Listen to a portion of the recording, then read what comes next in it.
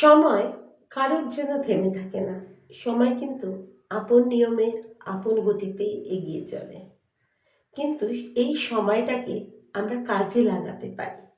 তাই নতুন বছর মানেই এই যে সামনের সময়টা সুন্দরভাবে কাজে লাগানো। নতুন বছর এসে গেছে মানে পুরনো বছরের একটু স্মৃতিগুলো একটুখানি ঝালিয়ে নেওয়া।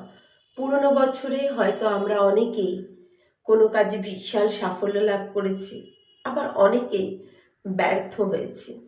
সেই ব্যর্থতাকে বারবার খুঁজে দেখা, যাতে এই বছরে সেই ব্যর্থতার সম্মুখীন না হতে হয়, এই বছরে কোনো হতাশার সম্মুখীন না হতে হয়।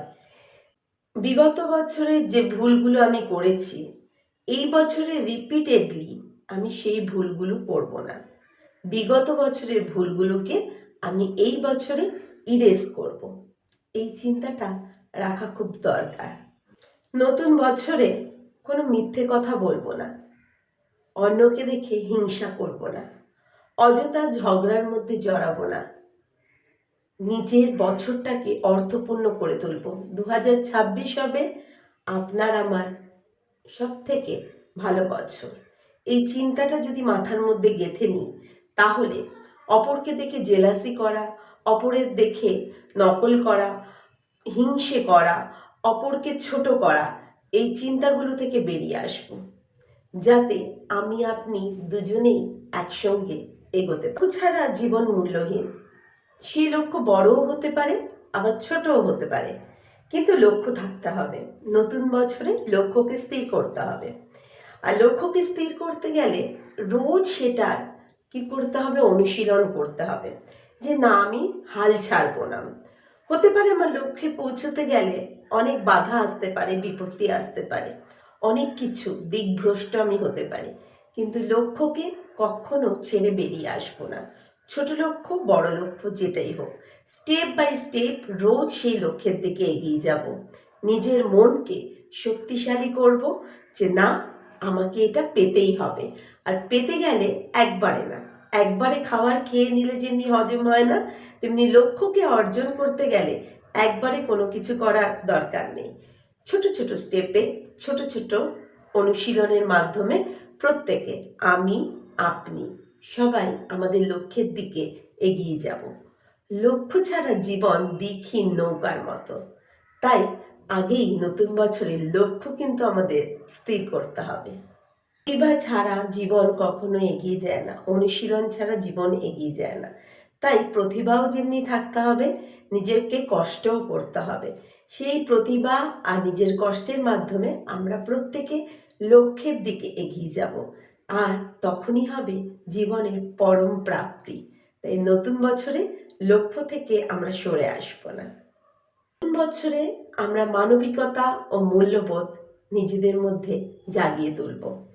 কখনোই অন্যকে ছোট করে কথা বলবো না, কখনোই একজন দুস্থ মানুষের পাশে দাঁড়াবো না এরম চিন্তাই করব না, কখনোই কাউকে ব্যঙ্গ করব না, কখনোই কারোর কাজকে নিন্দে করব না।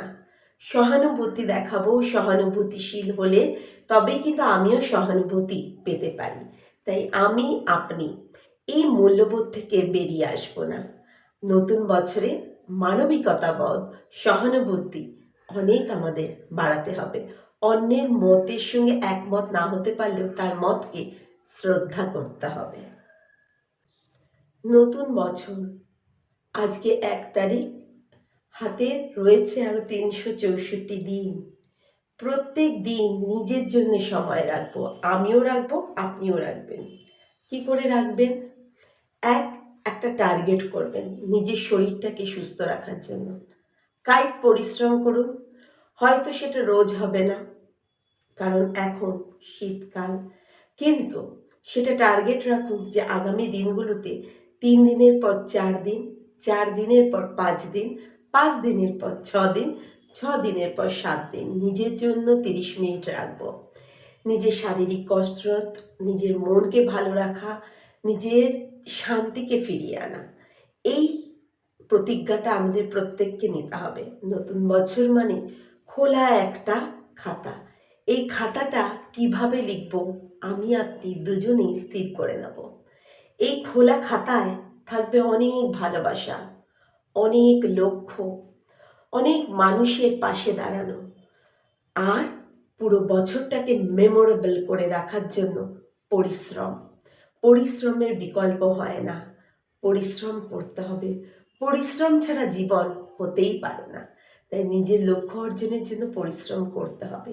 এই খোলা খাতাটা, খালি খাতাটাকে সুন্দরভাবে আমরা একটা মানে দেব। সেই মানে দেওয়ার জন্য আমরা নিজেরা প্রতিজ্ঞাবদ্ধ হব। প্রথমে নিজেকে ভালোবাসবো, নিজের শরীরকে ভালোবাসবো, নিজের খাওয়া দাওয়ার দিকে খেয়াল রাখবো। কোন খাবারটা খেলে আমার শরীরের পক্ষে ভালো, আর কোন খাবারটা আমার শরীরের পক্ষে কি হবে, ক্ষতিকর, এই চিন্তাটা কিন্তু রাখতে হবে।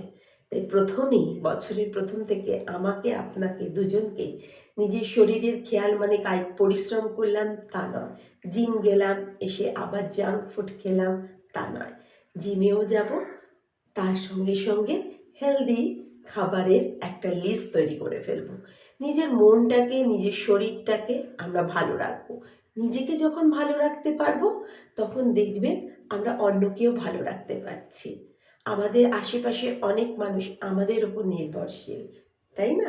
তাই যখন নিজেকে ভালো রাখবো তখন অন্যেরও ভালো করব। নতুন বছর মানে ভীষণ ভালো চিন্তা, যে শুধু আমার ভালো নয়, আমার ভালো, অন্যের ভালো, সমাজের ভালো, সব কিছু আমাকে করতে হবে। এমন কোনো কাজ করব না যেটা আমাকে বা আমার পাশে মানুষকে বা সমাজের পক্ষে ক্ষতিকারক। তাই নতুন বছর 2026-এর ক্ষেত্রে আমি বলবো যে নতুন করে শুরু করুন। পুরো মাসটা এখন নয়, পুরো বছরটা পড়ে আছে। তাই এই যে পুরো বছরটা যেন মিনিংফুল হয়। ল অফ অ্যাট্রাকশন, হ্যাঁ এটা আছে। তাই নিজেকে পজিটিভ রাখবো, অনেক কিছু পজিটিভ জিনিস নিজের ভেতর নিয়ে আসবো। তাই শুধু নিজেকে নয়, তার সঙ্গে সঙ্গে পাশে যদি কাউকে নেগেটিভ দেখি, হতাশার মধ্যে দেখি, তার হাতটাও টেনে তুলবো। এটাই হবে আমাদের লক্ষ্য। তাই এই ল অফ অ্যাট্রাকশনকে আমাদের নিজেদের মধ্যে নিয়ে আসতে হবে। তাই আশা, ভালোবাসা, পজিটিভ জিনিস সব কিছু নিয়ে আমাদের নতুন বছরটাকে শুরু করতে হবে, একসঙ্গে এগোতে হবে। কাউকে কেউ জেলাসি করে এগোতে পারে না, একসঙ্গে সুন্দরভাবে এগোতে হবে। আমার জন্য যেন কারোর ক্ষতি হয় এই কথা ভাববো না। তাই নতুন বছরের খাতাটা ভালোবাসায় মোড়া হোক, নতুন বছরের খাতাটা ভালো চিন্তায় মোড়া হোক, এইটুকুই বলার।